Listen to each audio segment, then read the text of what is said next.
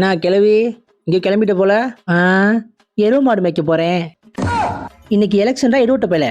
ஓட்டு போட போறியா? அப்புறம் உன்ன மாதிரி ஓட்ட அவசர போட்டு ஓரமா வீட்டில் உட்கார சொல்றியா?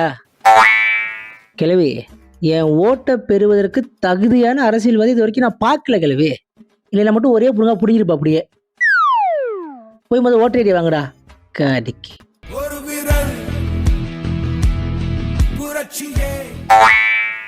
8ஆம் கிளாஸ் வரை படித்த எனக்கே எல்லா சின்னமும் ஒன்றா தெரியுது. இந்த மக்கள்லாம் எப்படி தான் ஓட்டு போடுறாங்களோ தெரியலப்போ. அப்போ பாதி பேர் குருட்டா வாக்கில் குத்துமை இப்போ தான் அமுக்கிட்டு போகிறாங்க போல இருக்கு. விழுந்துருச்சு போல. பாட்டி, எவடி அவ? அதான் ஒருத்தர் அமுக்கிட்டீங்கல்ல, ஓட்டு விழுந்துருச்சு, அப்புறம் திரும்ப அமுக்கிட்டு இருக்கீங்க. ஒரு ஓட்டு தான் போட முடியுமா? நான் 2 பேரை காசு வாங்கியிருக்கேனடி. சரி சரி, கோவப்படாதம்மா, திருப்பி அமுக்கிற மாதிரி வச்சு விடு, அவனுக்கு ஒரு ஓட்டை போட்டுக்கிறேன். கிளவி கம்முன்னு போயிரு.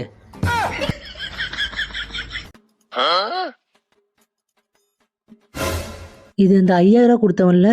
பார்வதிமா, விடிஞ்ச எலெக்ஷனு, இதில் 5000 ரூபா இருக்கு, நம்ம கட்சிக்கு மறக்காம ஓட்டு போட்டுரு. இந்த அப்படி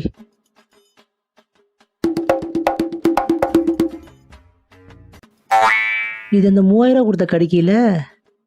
வணக்கம் பார்வதிமா, இந்தாங்க இதில் 3000 ரூபா இருக்கு, நாளைக்கு எலெக்ஷனு, மறக்காம வச்சு ஓட்டு போட்டுருணும். இந்தாங்க புரியுங்க.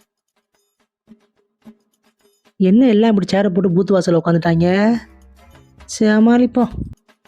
பார்வதி, யாருக்கு ஓட்டு போட்ட? தெரியாத மாதிரியே கேட்பேன்.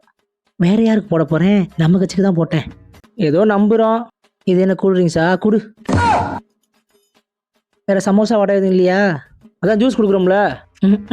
என்ன நீ கட்சிக்காரன்? அந்த கட்சியில பிளாக் ஃபாரஸ்ட் கேக்கு தராங்களாம். பார்வதிமா, ஐயோ இந்த கடைக்கு வேற கூப்பிடுறானே. யாருக்கு? இஸ்ரேல் போருக்கு. அப்புறம் யாருக்கு போட போறோம்? பரம்பரை நம்ம கட்சிக்கு தான் போட்டுட்டு இருக்கோம். அப்படி சொல்லுமா. இது என்ன சமோசாவா? குடு, வரேன்.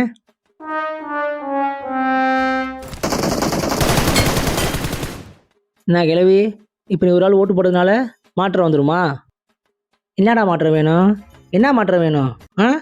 4 விஷயத்தை படித்து அறிவு வளர்த்துக்கிட்டு நம்ம மாறணும். அதுதான் உண்மையான மாற்றம். மக்களின் ஆட்சி